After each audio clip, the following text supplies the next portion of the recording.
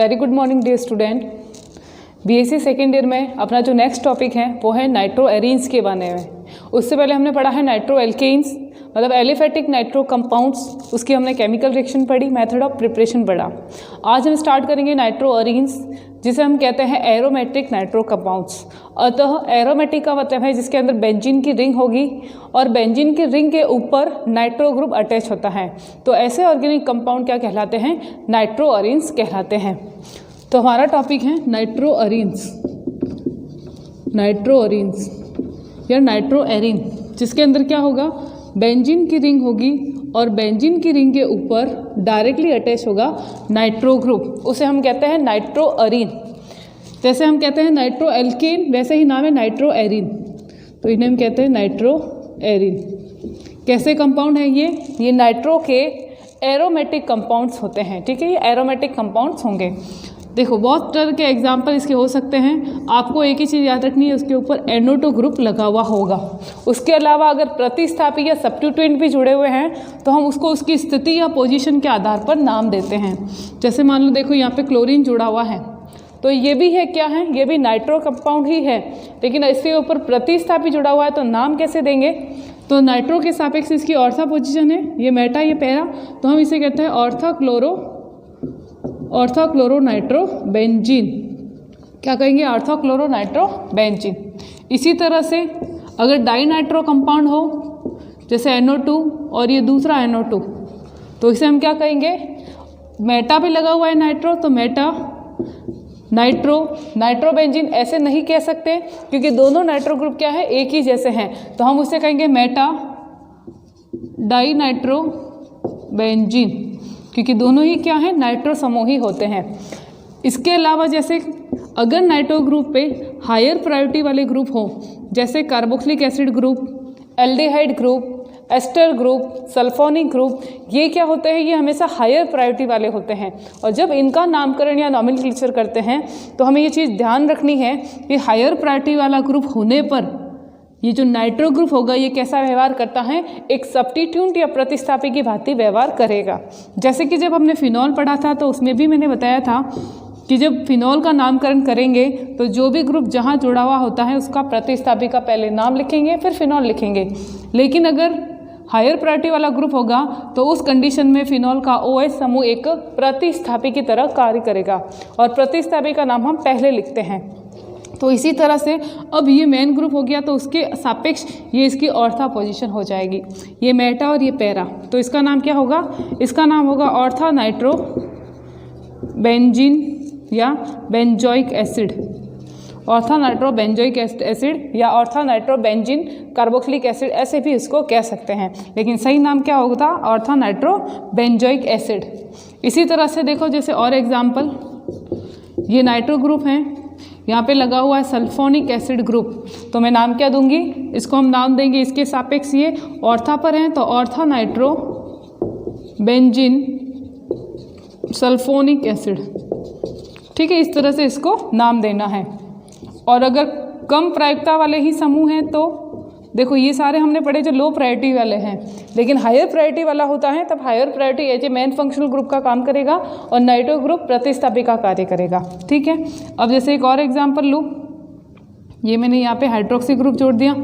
ठीक है, hydroxy group ही अधिक प्रायिकता वाला नहीं होता, ठीक है, कम ही इसकी प्रायिकता होती है। तो अब नाइट्रो ग्रुप क्या है? मेन प्रायोरिटी वाला समूह है, तो ये इसका प्रतिस्थापी है ऑर्था पे, तो हम कहते हैं ortho hydroxy nitro benzene, ortho hydroxy nitro benzene इसका नाम होता है। ठीक है, तो ये तो सिंपल तरीके हैं, नाइट्रो बेंजीन या नाइट्रो एरीन्स कंपाउंड होते हैं उसको कैसे नाम देना होता है। क्लियर? तो ये इसके नामकरण के बारे में है। हम देखेंगे नाइट्रो एरीन्स बनाने की विधि। उसके अंदर एक तो आती है डायरेक्ट मेथड, एक आता है इनडायरेक्ट मेथड। तो method of preparation of nitro arenes, method of preparation of nitro arenes, जिसके अंदर पहला मेथड हम पढ़ते हैं डायरेक्ट मेथड, डायरेक्ट मेथड। ठीक है, डायरेक्ट मेथड के अंदर क्या होगा? डायरेक्ट मेथड के अंतर्गत जो बेंजीन होगी, बेंजीन की रिएक्शन हम नाइट्रिक अम्ल और सल्फ्यूरिक अम्ल HNO3 तथा H2SO4 के साथ में कराते हैं तो नाइट्रेशन होता है और नाइट्रेट ग्रुप यहाँ पे बेंजीन की रिंग पे अटैच हो जाता है और डायरेक्ट ही नाइट्रोबेंजीन बन जाता है। तो उसे हम कहते हैं डायरेक्ट मेथड या प्रत्यक्ष नाइट्रीकरण। इसे हम डायरेक्ट नाइट्रेशन या प्रत्यक्ष नाइट्रीकरण भी कह सकते हैं। तो देखो रिएक्शन कैसे होगी, बेंजीन जो है, देखो फर्स्ट ईयर में आपने ये पढ़ा हुआ है, बेंजीन का नाइट्रीकरण कराते हैं अपन, नाइट्रोबेंजीन बनाते हैं उसी तरह से। तो यहाँ पे हम लेंगे सांद्र H2SO4 और सांद्र HNO3, इन दोनों की उपस्थिति, इनको साथ में कहते हैं हम नाइट्रेटिंग मिक्सचर। साथ में क्या कहते हैं, नाइट्रेटिंग मिक्सचर कहते हैं या नाइट्रीकरण मिक्सचर कहा जाता है। इनकी उपस्थिति में क्या होगा, नाइट्रो ग्रुप, नाइट्रो समूह इसके ऊपर आता है तो ये बनता है नाइट्रोबेंजीन। क्या बनता है, नाइट्रोबेंजीन बनता है। ठीक है, डायरेक्ट तरीके से बनता है। अब इसकी मैकेनिज्म क्या है वो भी देख लेते हैं कैसे बनता है। तो इसकी मैकेनिज्म देखिए, सबसे पहले क्या होगा, H2SO4 और HNO3 आपस में रिएक्ट करते हैं। कौन, एक तो HNO3, ये HNO3 HONO और एक है H2SO4 HHSO3।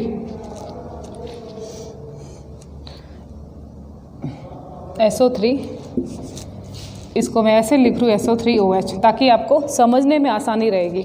अब इसके अंदर होगा क्या, आप ऐसे ही याद रखना, इधर से OH और इधर से H टूटता है। ठीक है, H प्लस के रूप में बाहर निकलेगा, OO माइनस के रूप में बाहर निकलेगा। या फिर अगर आप इसको और डीपली समझें तो हाइड्रोजन क्या करेगा, ऑक्सीजन के ऊपर अटैक करता है H प्लस के रूप में। तो अगर स्टेप बाय देखें तो इस तरह से रिएक्शन होगी, HONO, ऑक्सीजन के ऊपर क्या आ गया, हाइड्रोजन, किस रूप में आएगा, H प्लस के रूप में। इलेक्ट्रॉन इधर चले जाएगा तो H प्लस के रूप में आएगा, तो यहाँ पे आ गया प्लस। और साथ में बाहर क्या निकला, साथ में बाहर निकला SO3OH, ये माइनस के रूप में होता है। ठीक है, अब क्या होगा, अब देखो ऑक्सीजन के ऊपर प्लस है, अनस्टेबल कंडीशन होगी तो ये क्या करेगा, ये इधर ऐसे देखो, इसके ऊपर क्या, ऑक्सीजन के ऊपर प्लस है तो उसको इलेक्ट्रॉन चाहिए, तो हाइड्रोजन जो है वो क्या करेगा, इधर ये बॉन्ड जो है ऑक्सीजन नाइट्रोजन, इसके बीच में ये बॉन्ड के इलेक्ट्रॉन इससे ले लेगा, किससे लेगा, नाइट्रोजन से। तो H2O तो बाहर निकलेगा, नाइट्रोजन के ऊपर क्या आ जाएगा, प्लस चार्ज आ जाएगा। तो इस तरह से ये टूटेगा, ये H2O बाहर निकल गया और ये बनेगा NOO प्लस। ठीक है, ये क्या बना, नाइट्रोनियम आयन बना। इसको मैं ऐसे शॉर्ट में ऐसे लिख सकती हूँ, NO2 प्लस। ठीक है, इसे हम कहते हैं नाइट्रोनियम आयन। अब ये नाइट्रोनियम आयन एक्ट करेगा इसे एक इलेक्ट्रोफाइल की तरह और अटैक करता है बेंजीन की रिंग पर। किस पे, बेंजीन की रिंग पर अटैक करता है। तो ये पहला स्टेप। सेकेंड स्टेप के अंदर क्या होगा, सेकेंड स्टेप के अंदर बेंजीन की रिंग पर अटैक करता है, ये बेंजीन की रिंग है, इसके ऊपर आएगा नाइट्रोनियम आयन। क्योंकि ये एक इलेक्ट्रोफाइल की तरह व्यवहार करता है, उसके पास खुद के पास इलेक्ट्रॉन नहीं है, इसलिए वो इलेक्ट्रॉन रिच सेंटर पर अटैक करता है। तो यहाँ से बॉन्ड के इलेक्ट्रॉन इसकी तरफ जाएंगे, क्योंकि इसके पास इलेक्ट्रॉन है, मतलब ये खुद कहाँ जुड़ना चाह रहा है, खुद यहाँ पे जुड़ना चाह रहा है, तो बॉन्ड के इलेक्ट्रॉन वहाँ पे शिफ्ट हो जाएंगे। तो इस तरह की कंडीशन बनेगी, एक इंटरमीडिएट बनेगा। ये H कहाँ से आया, ये कार्बन होगा, कार्बन पे हाइड्रोजन जुड़ा हुआ होगा बेंजीन के अंदर, ये हाइड्रोजन इसको क्या दे रहा है, इसको जगह दे रहा है, ये नाइट्रोनियम ग्रुप यहाँ पे जुड़ जाएगा। ठीक है, और इधर आ गया प्लस। प्लस इसलिए क्यों आया, क्योंकि यहाँ से बॉन्ड के इलेक्ट्रॉन जाएंगे इस नाइट्रोनियम आयन की तरफ। अब इसके अंदर क्या होता है, अनुनाद होगा। ये जो नाइट्रोनियम एक तरह का इंटरमीडिएट बना, एक मध्यवर्ती बना, उसके अंदर अनुनाद होगा। फर्स्ट ईयर में जब हमने पढ़ा था, बहुत शॉर्ट में ही पढ़ा था, अभी थोड़ा सा इसको डिटेल में मैं आपको बता रही हूँ। तो अब इसके अंदर अनुनाद होगा, तो देखो बॉन्ड के इलेक्ट्रॉन इधर शिफ्ट होंगे, तो नेक्स्ट पोजीशन जो बनेगी इसकी, बॉन्ड के इलेक्ट्रॉन यहाँ आ गए, ये हाइड्रोजन यहाँ पे हैं, ये NO2 यहाँ पे हैं और प्लस चार्ज आ गया इधर। अगली पोजीशन जो होगी उसके अंदर ये बॉन्ड के इलेक्ट्रॉन यहाँ शिफ्ट हो जाएंगे। देखो प्लस आयन या धनावेश का जब डीलोकलाइजेशन होता है तो एरो हमेशा अपन उल्टी लिखते हैं। ठीक है, ऐसे उल्टी लिखते हैं, ये चीज़ आपको पता ही है। अब ये बॉन्ड के इलेक्ट्रॉन कहाँ शिफ्ट हो गए, यहाँ पे, ये यहाँ आ गया, तो ये प्लस चार्ज यहाँ आ गया। ठीक है, इस तरह से इसकी अनुनादी संरचनाएं बन रही हैं। और एट द लास्ट क्या होगा, ये हाइड्रोजन जिसको अभी बाहर निकलना है, ये अपना इलेक्ट्रॉन दे देगा इसको इधर, तो इधर इलेक्ट्रॉनों की कमी थी, वापस आ गया डबल बॉन्ड और खुद H प्लस के रूप में बाहर निकल जाएगा। तो H प्लस के रूप में बाहर निकल गया और ये क्या बना, ये बन गया नाइट्रोबेंजीन। क्लियर। तो इस तरह से नाइट्रोबेंजीन का निर्माण होता है। और ये H+ कहाँ जाएगा, H+ वापस इसके पास आएगा। देखो क्या है यहाँ पे SO3OH-, तो वापस ये SO3OH- H+ को लेके क्या बना देगा, H2SO4 वापस बना देगा। तो इस तरह से बनता है नाइट्रोबेंजीन। इसे कहते हैं बेंजीन का नाइट्रेशन या फिर डायरेक्ट मेथड ऑफ नाइट्रेशन। तो डायरेक्ट मेथड के द्वारा हम क्या बनाते हैं, नाइट्रो कंपाउंड बनाते हैं। अब मुझे ये बताना कि जो नाइट्रो कंपाउंड्स होते हैं उसके अंदर जो नाइट्रो ग्रुप है उसका नेचर कैसा होता है, वो ऑर्था पैरा डायरेक्टिंग है या मेटा डायरेक्टिंग है, ये भी फर्स्ट ईयर में आपने पढ़ा है। तो आप इसमें ये भी देख लो, नाइट्रोबेंजीन के अंदर जो नाइट्रो ग्रुप होता है, एक तो है कि वो इलेक्ट्रॉन विड्रॉइंग ग्रुप होता है। कैसा, विड्रॉइंग, इलेक्ट्रॉन को खींचता है रिंग के अंदर से बाहर की तरफ, तो इलेक्ट्रॉन विड्रॉइंग ग्रुप होता है। दूसरी बात याद रखना कि ये मेटा डायरेक्टिंग होता है। मेटा डायरेक्टिंग होता है मतलब जो आने वाला अब दूसरा ग्रुप होगा, जब इसकी केमिकल रिएक्शन होगी तो आने वाले समूह कहाँ जाएंगे, मेटा पे जाएंगे। जैसे कि एक एग्जाम्पल है नाइट्रोबेंजीन, और नाइट्रोबेंजीन का अपन जब नाइट्रीकरण कराएंगे वापस HNO3H2SO4 की उपस्थिति में, तो क्या बनेगा, डाई नाइट्रो बनेगा। ये NO2 और नया ग्रुप मिलेगा, कहाँ जाएगा, मेटा पे जाएगा, क्योंकि NO2 ग्रुप कैसा है, मेटा डायरेक्टिंग है। तो प्रोडक्ट क्या बना, मेटा डाइनाइट्रोबेंजीन। ठीक है, ये डायरेक्ट मेथड से बनता है डाइनाइट्रोबेंजीन। लेकिन हमें ऑर्था नाइट्रोबेंजीन, ऑर्था डाइनाइट्रोबेंजीन और पैरा डाइनाइट्रोबेंजीन चाहिए। कैसे बनाएंगे, नहीं बना सकते, इस विधि से तो हम नहीं बना सकते, क्योंकि नाइट्रो ग्रुप मेटा डायरेक्टिंग होता है, तो आने वाला नाइट्रो ग्रुप तो 100% मेटा पे ही जाएगा। तो फिर हम क्या करेंगे, इसके लिए एक दूसरा मेथड काम में लेते हैं जिसे कहते हैं अप्रत्यक्ष नाइट्रीकरण या इनडायरेक्ट नाइट्रेशन। अप्रत्यक्ष नाइट्रीकरण या इनडायरेक्ट नाइट्रेशन विधि, उसके द्वारा हम क्या करेंगे, ऑर्था डाइनाइट्रोबेंजीन और पैरा डाइनाइट्रोबेंजीन भी बना सकते हैं। तो दूसरी विधि इसके अंदर हम पढ़ेंगे वो है इनडायरेक्ट मेथड। तो डायरेक्ट मेथड से तो हम बनाते हैं नाइट्रोबेंजीन, और इनडायरेक्ट मेथड से हम क्या बनाएंगे, हम बनाएंगे डाइनाइट्रोबेंजीन। कौन से, ऑर्था पैरा वाले, क्योंकि मेटा वाले तो आसानी से बन जाते हैं, ऑर्था पैरा वाले बनाते हैं। तो अब सेकंड देखना आप, इनडायरेक्ट मेथड। इसके अंदर ये दो ही मेथड है, उसके बाद तो इसकी केमिकल रिएक्शन स्टार्ट हो जाती हैं। तो अब हम देखते हैं इसका इनडायरेक्ट मेथड।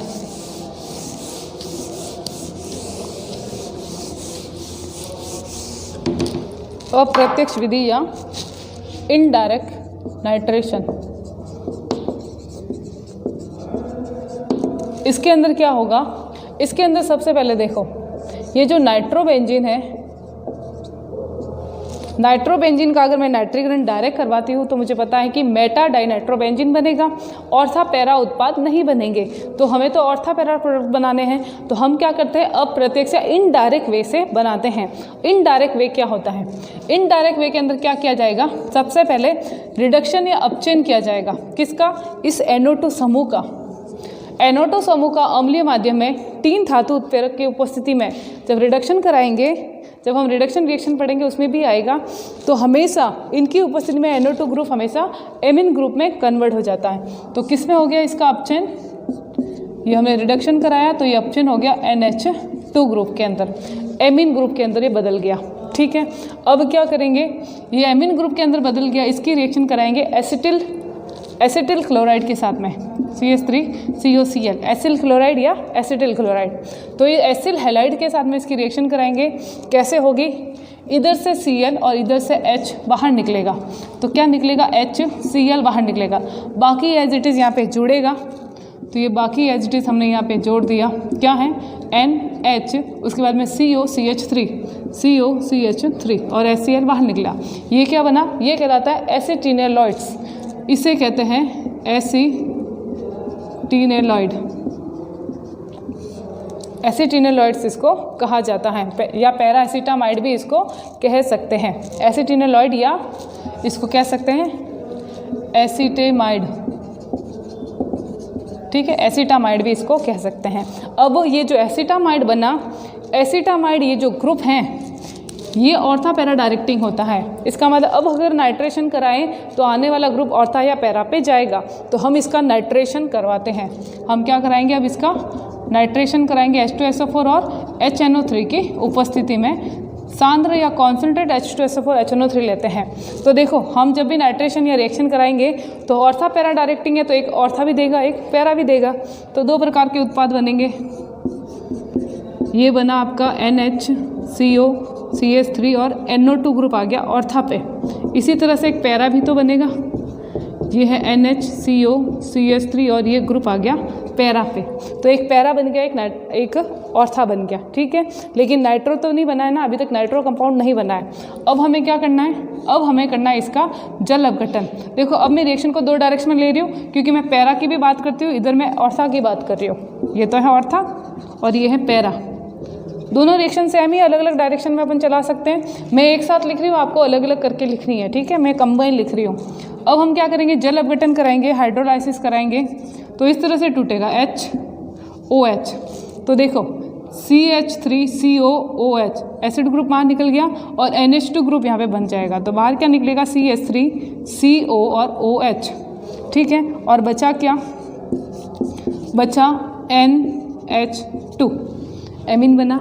और यहाँ पे कौन सा ग्रुप लगा हुआ है, NO2 ग्रुप यहाँ पे लगा हुआ है, ठीक है। अब क्या करेंगे इसका, इसी तरह से उसके अंदर भी अपन करेंगे।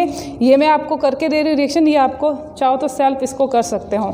सेम प्रोसेस अपन अपनाएंगे इधर। तो अब इसका हाइड्रोलाइसिस किया तो एमीन ग्रुप आ गया। अब एमीन को नाइट्रो में बदलना है, तो सबसे पहले इसकी रिएक्शन कराएंगे HBF4 प्लस NaNO2, मतलब इसका डाई एजोटीकरण कराएंगे, डाई एजोनियम लवण बनाएंगे। डाई एजोनियम लवण इस तरह से बनेगा,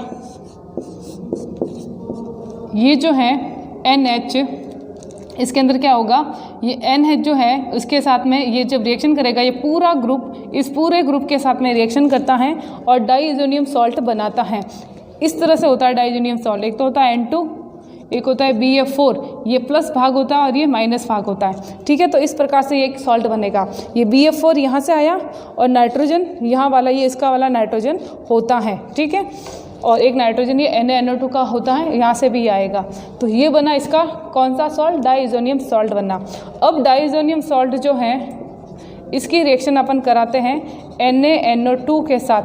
जब NaNO2 के साथ में रिएक्शन कराएंगे तो देखो N2 गैस बाहर निकल जाएगी, NaBF4 बाहर निकल जाएगा, ठीक है, और N2 वहाँ पे जुड़ जाएगी, तो प्रोडक्ट बनके तैयार हो जाएगा।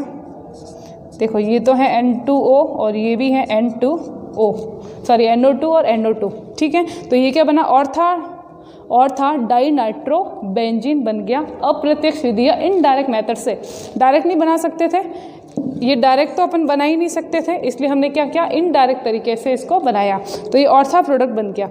इसी तरह से पैरा प्रोडक्ट बनाना है, सेम है, इसका भी हाइड्रोलाइसिस करा दो, तो ये H, ये OH किस तरह से टूटेगा, ये इस तरह से ये टूटेगा। ये आ गया NH2, बाहर क्या निकला, CH3COOH एसिटिक एसिड बाहर निकला और पैरा पे लगा हुआ NO2। रिएक्शन किसके साथ कराएंगे, HBF4 तथा NaNO2 की उपस्थिति में। तो कौन सा लवण बनता है, डाईएजोनियम लवण बनता है N2BF4 प्लस ये माइनस के रूप में, और इधर लगा हुआ है NO2। डाईएजोनियम लवण जो बनेगा उसका हम क्या करेंगे, रिएक्शन NaNO2 के साथ में रिएक्शन कराएंगे। तो बाहर क्या क्या निकलेगा, देखो NaBF4 बाहर निकलेगा, एक नाइट्रोजन गैस बाहर निकलेगी और NO2 जो ग्रुप है इसके ऊपर लग जाएगा, तो प्रोडक्ट बन जाएगा NO2 और NO2। तो क्या बन गया, ये पैरा डाई नाइट्रो बेंजीन। इसी तरह से इधर ऑर्था डाई नाइट्रो बेंजीन। तो ये जो है इनडायरेक्ट मेथड है, और इनडायरेक्ट मेथड के द्वारा हम ऑर्था भी और पैरा के भी डाई नाइट्रो बेंजीन बना सकते हैं। अगर इसी के अंदर हम प्रत्यक्ष मेथड लेते तो हमें मेटा प्रोडक्ट मिलता, ऑर्था पैरा नहीं मिलता। तो ऑर्था पैरा हम इस तरह से इनडायरेक्ट विधि से बनाते हैं। बिल्कुल क्लियर, बिल्कुल ही सिंपल है। तो इसके अंदर ये दो ही मेथड है आपके अंदर, नाइट्रोहेरिन्स के अंदर मेथड ऑफ प्रिपरेशन के अंदर, डायरेक्ट मेथड और इनडायरेक्ट मेथड। क्लियर। फिर अब आती है उसकी कुछ केमिकल रिएक्शंस जो अपन नेक्स्ट क्लास के अंदर पढ़ेंगे, क्योंकि उसको एक साथ ही कंप्लीट करेंगे। अभी स्टार्ट करेंगे तो ख़त्म ही नहीं हो पाएगी, तो एक साथ में इसको लूँगी इसकी केमिकल रिएक्शंस के बारे में। ओके, तो आज के लिए इतना ही है। जितना पढ़ाया उतना आप अच्छे से पढ़ना। 1 जनवरी को या जो भी नए साल में अपन वापस आएंगे तो आता ही आपका टेस्ट होगा, याद रखना। फर्स्ट यूनिट आपको तैयार करनी है UV विजिबल स्पेक्ट्रोस्कोपी की। जब भी टेस्ट होगा उसके 1-2 दिन पहले मैं आपको बता दूँगी, ठीक है। Okay, thank you.